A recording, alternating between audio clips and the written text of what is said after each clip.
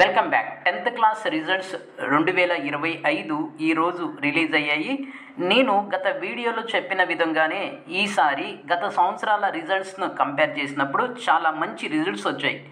Anyhow కొంతమంది విద్యార్థులకి అన్యాయం జరిగింది. ఏంటంటే వాళ్ళు బాగా రాసినప్పటికీ కొన్ని సబ్జెక్ట్స్లో మార్కులు అనేవి సరిగా రాలేదు. చాలామంది ఈ విషయం మీద కామెంట్ చేస్తున్నారు. సో దానికి సంబంధించి రీవెరిఫికేషన్, రీకౌంటింగ్ దీని కంప్లీట్ ప్రాసెస్ మీకు ఈ వీడియోలో ఎక్స్ప్లెయిన్ చేస్తాను. మీరు ఏం చేయండి అంటే వీడియో చివరి వరకు చూడండి, ఖచ్చితంగా మీకు క్లారిటీ వస్తుంది. ఇన్ కేస్ ఈ వీడియో చివరి వరకు చూసిన తర్వాత కూడా మీకు క్లారిటీ అనేది రాకపోతే కామెంట్ చేయండి, మీ కామెంట్కి నేను రెస్పాండ్ ఇస్తాను.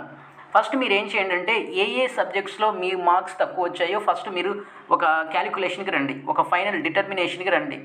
సో మీరు ఎక్స్పెక్ట్ చేసినటువంటి మార్క్స్, మీకు వచ్చినటువంటి మార్క్స్ ఒక సింగిల్ డిజిట్స్ మార్క్స్ డిఫరెన్స్ ఉంటే వదిలేయండి. ఫర్ అన్ ఎగ్జాంపుల్, ఒక సబ్జెక్ట్లో మీరు 90 మార్క్స్ ఎక్స్పెక్ట్ చేశారు, మీకు 83, 85 వచ్చాయి. అలాంటప్పుడు ఆ సబ్జెక్ట్ని వదిలేయండి. అలా కాదు, మీరు ఎక్స్పెక్ట్ చేసిన మార్క్స్ 90 ఉన్నాయి, మీకు వచ్చిన మార్క్స్ వచ్చేసి 50 ఉన్నాయి. సో ఇలాంటి సందర్భాల్లో మీరు ఏం చేయాలి అంటే మీరు రీవెరిఫికేషన్ ఒకటి ఉంది, రీకౌంటింగ్ ఒకటి ఉంది. ఇది ఏంటి అనేది చెప్తాను. సో రీకౌంటింగ్కి వెళ్తే ఎలాగుంటుంది, మీ క్వశ్చన్ పేపర్ ఏదైతే స్క్రిప్ట్, ఆన్సర్ స్క్రిప్ట్ ఏదైతే ఉందో అది మొత్తం తీస్తారు. ప్రతి పేజ్ కింద టోటల్ వేస్తారు కదా, పేజ్ టోటల్స్ని కౌంట్ చేస్తారు.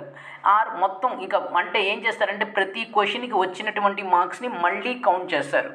మళ్ళీ కౌంట్ చేసి ఏమైనా మార్కులు పెరిగితే ఆ కొత్త మార్కులు మీకు వేసి పంపించడం జరుగుతుంది.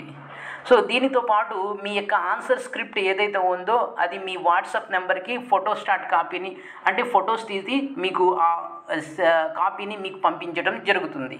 అలా కాకుండా రీవెరిఫికేషన్ అంటే ఏంటంటే, రీవెరిఫికేషన్ అంటే మొత్తం పేపర్ మీరు రాసిన స్క్రిప్ట్ ఏదైతే ఉందో మొదటి నుంచి ఒక కొత్త పేపర్ ఏ విధంగా కరెక్షన్ చేస్తారో అదే విధంగా పేపర్ మొత్తం కూడా కరెక్షన్ చేయడం జరుగుతుంది.